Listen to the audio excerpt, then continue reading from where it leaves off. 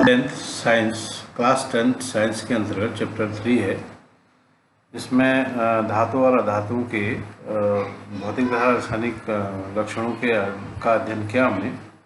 अब उसी का पार्ट थर्ड ये है कि सक्रियता श्रेणी उसका एक भाग है। धातु या अधातु कैसे अभिक्रिया करती हैं और आयनिक यौगिक गुणधर्म क्या होंगे, इनके बारे में थोड़ा हम यहाँ पर डिस्कस करेंगे।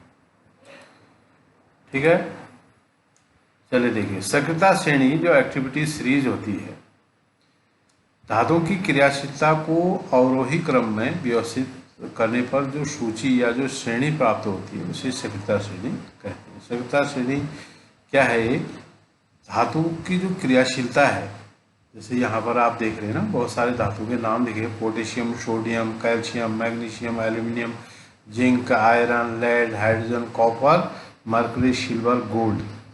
ठीक, ये धातुओं का एक सीरीज ऐसे बनाई है, सक्रियता श्रेणी जिसे कहते हैं। ये सबसे अधिक जो अभिक्रिया करते हैं या क्रिया करते हैं वो ऊपर रखे गए हैं। उससे नीचे की ओर हम आएंगे तो सबसे कम क्रियाशील है। तो अभिक्रिया या क्रियाशीलता के आधार पर धातुओं को, इस बार बोर्ड में भी ये क्वेश्चन आया था, तो अभिक्रियाशीलता के आधार पर धातुओं को 3 भागों में विभाजित किया जाता है। सबसे अधिक अभिक्रियाशील, बीच में, मध्य, कम या सबसे कम। ठीक है, तो 3 भागों में सबसे अधिक अभिक्रियाशील, मध्य अभिक्रियाशील और सबसे कम अभिक्रियाशील। तो इस प्रकार की एक सीरीज यहाँ पर बनती है, जिसमें देखिए सबसे टॉप में पोटेशियम है और सबसे नीचे क्या है? गोल्ड है। अब ये जो पोटेशियम है ये बहुत ही अभिक्रियाशील होगा, मतलब जैसे वायु में है, पानी में है, सोडियम है, पोटेशियम, ये ऐसे धातुएं हैं जो खुले में अगर इनको रख दो तो वो खुले में ही ये वायु से, पानी से अभिक्रिया करने लग जाते हैं। जैसे सोडियम है, सोडियम के कोई ड्रॉप को आप पानी में डाल देंगे तो पानी में ही आग लग जाती है। ऐसी पोटेशियम हवा में अगर रख दीजिए तो वहीं पर जल जाता है। तो ऐसे ही गोल्ड जो है सबसे कम है, तो गोल्ड को आप पानी में डालो या हवा में रखो, सोने को, तो कभी जलता नहीं है। इसलिए इनके जो कम क्रियाशील होते हैं इसलिए इनके आभूषण बनाए जाते हैं। जैसे एक सिल्वर है, जैसे चांदी बोलते हैं, चांदी, इनके भी आभूषण बनते हैं। और गोल्ड मतलब सोना, इनके भी आभूषण बनते हैं। सबसे कम अभिक्रियाशील होते हैं, आसानी से अभिक्रिया नहीं करते हैं ये। ठीक है, तो इसमें जो सबसे अधिक अभिक्रियाशील हैं उनमें पोटेशियम, सोडियम, कैल्शियम, मैग्नीशियम इनको रखते हैं। और उससे कम में एल्यूमिनियम, जिंक, आयरन, ये लेड। घटते हुए क्रम है, इसमें बहुत अधिक भी नहीं कह सकते, क्योंकि सबसे अधिक और सबसे कम की ओर ये एक क्रम बनता है। अब बात करते हैं धातुएं और अधातुएं किस प्रकार अभिक्रिया करती हैं।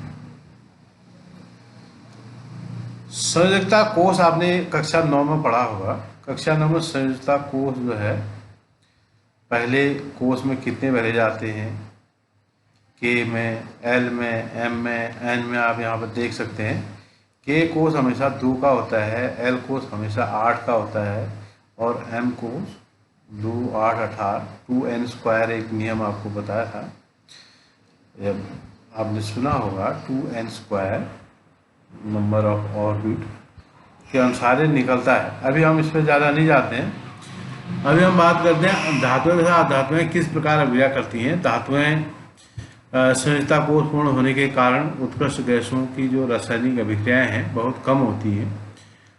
उत्कृष्ट गैसें समझते हैं जिनके लास्ट जो है, जो सेल है, कोश है, वो भरा रहता है। उत्कृष्ट गैस का उत्कृष्ट गैस जैसे हीलियम है ना, हीलियम 2 है तो 2 भरा पड़ा है, अकेले में 2 फुल हो जाता है। नियॉन है, जैसे 10 इसका परमाणु संख्या है, 10 में 2 पहले कोष में, 2, 8 दूसरे में, एल में, तो 8, 2, 10। एल की लिमिट भी 8 ही है, तो भरा रहता है, तो इसलिए अभिक्रिया नहीं करते।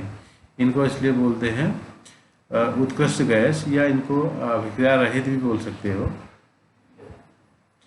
इसी तरह जो सोडियम है, सोडियम में क्या है कि जो लास्ट वाला जो कोष है वो पूरा भरा नहीं रहता है, तो इसी कारण जो है सोडियम क्या करता है, जिससे से अभिक्रिया करता है उसको भरने के लिए, उसको लास्ट कोष पूर्ण करने के लिए। जैसे इनके ये आप देखते हैं उत्कृष्ट गैसें जो है, इनके लास्ट कोष भरे पड़े हैं, 8 है, फिर भी अगले कोष में भी 8 है, तो कम से कम वो भरा पड़ा है। अब देखिए धातु में सोडियम है, 11 इसका परमाणु क्रमांक होता है, तो इलेक्ट्रॉन की संख्या भी इसमें 11 होगी।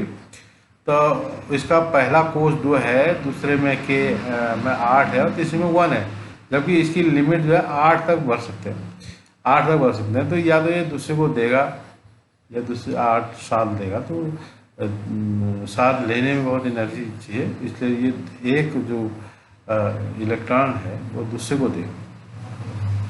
ठीक है, इस प्रकार से आप देख सकते हैं। Na है, यहाँ पर देखिए Na है, Na एक प्लस है, तो एक इलेक्ट्रॉन है दूसरे को देगा। तो पहले क्या था Na का 2, 8 और 1। Na का इलेक्ट्रॉन की संख्या कितनी होती है, 11। कितनी होती है, 11 होती है इलेक्ट्रॉन संख्या। इसके 11 को हमने बांट दिया, 2 पहले कोष में, 8 दूसरे में, 1 तीसरे में। ठीक है, यहाँ पर देखिए सोडियम का 2 पहले में, 8 दूसरे में, 1 तीसरे में। तो अब क्या है कि ये 2 और 8 रह जाता है, 1 ये दूसरे को दे देता है, तो इसका लास्ट कोष क्या हो गया, 8 वाला।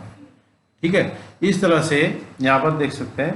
क्लोरीन का क्या है, क्लोरीन का देख लीजिए 2, 8 और 7 है इसका। क्लोरीन का परमाणु जो क्रमांक या इलेक्ट्रॉनिक जो संख्या है वो होती है 17। तो 17 को बांट दिया है, पहले कोष में 2, दूसरे में 8, तीसरे में 7। अब इसका भी लास्ट वाला कोष 7 की जगह पर 8 है, एक अधूरा है। तो जब NaCl, Na और Cl की दोनों की अभिक्रिया होती है या दोनों एक साथ जुड़ते हैं, तो ये एक दूसरे को देता है, Cl को ये एक देगा, तो इसका लास्ट में 8 रह जाएगा। वो जो एक है देखिए यहाँ, वो दे दिया तो लास्ट में 8 है, एक इलेक्ट्रॉन उसको दे दिया, और उसने ले लिया तो उसका 7 था लास्ट में, तो 7 की जगह पर यहाँ पर 8 हो जाएगा। तो धातु से अधातु में इलेक्ट्रॉन के स्थानांतरण से बने यौगिक को आयनिक यौगिक या वैद्युत संयोजक यौगिक कहा जाता है। ठीक है, सोडियम धातु है, क्लोरीन अधातु है। तो यौगिकों का निर्माण तथा उनके इलेक्ट्रॉनिक विन्यास पर निर्भर करता है, किस प्रकार से उनका इलेक्ट्रॉनिक विन्यास है, जो देते हैं दूसरा लेते हैं इलेक्ट्रॉन्स, इस प्रकार से इलेक्ट्रॉनिक विन्यास उनका होता है। यहाँ पर देखते हैं आयनिक यौगिक और उसके गुणधर्म। जो धातुएं हैं, अधातुएं मिलकर आपस में मिलकर आयनिक यौगिक बनाती हैं। आयनिक यौगिक में धातुएं इलेक्ट्रॉन त्याग कर धनायन, जबकि अधातुएं इलेक्ट्रॉन ग्रहण करके ऋणायन बनाते हैं, जैसे आपने देखा। ये आयन आपस में वैद्युत संयोजक बंध के द्वारा मजबूती से बंधे रहते हैं, जुड़े रहते हैं। तो इस प्रकार के यौगिकों को आयनिक या वैद्युत संयोजक यौगिक या बंध या वैद्युत संयोजक बंध भी कहते हैं, अतः इन्हें आयनिक यौगिक कहा जाता है। आपने देखा कि सोडियम क्लोरीन को दे के किस प्रकार सोडियम क्लोराइड बनाता है। ठीक है, तो आयनिक यौगिक के मुख्य गुण क्या है। आयनिक यौगिक सामान्यतः ठोस तथा अपेक्षाकृत थोड़े कठोर होते हैं, क्योंकि इनके मध्य प्रबल स्थित विद्युत आकर्षण बल कार्य करता है, इसलिए ये ठोस होते हैं। सामान्य रूप से इनकी जो प्रकृति है वो भंगुर होती है। भंगुर का मतलब टूटने वाला।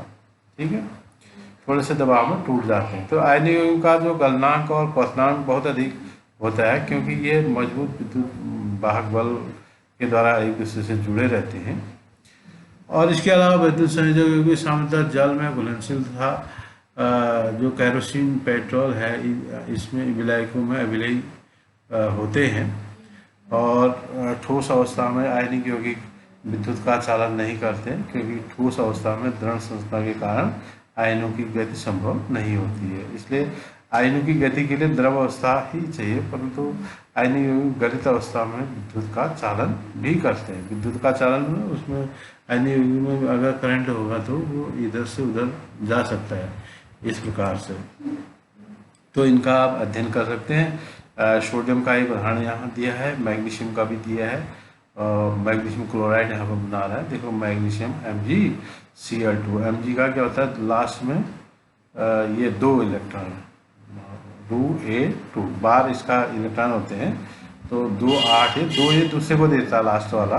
क्लोरीन को 1 चाहिए, तो 2 क्लोरीन है तो 1 दोनों को मिल जाएगा, तो 2 इसके यहाँ चले जाएंगे आयन, तो ये बनाएगा मैग्नीशियम क्लोराइड। इस तरह से मैग्नीशियम क्लोराइड का निर्माण होता है। एक दूसरा उदाहरण है।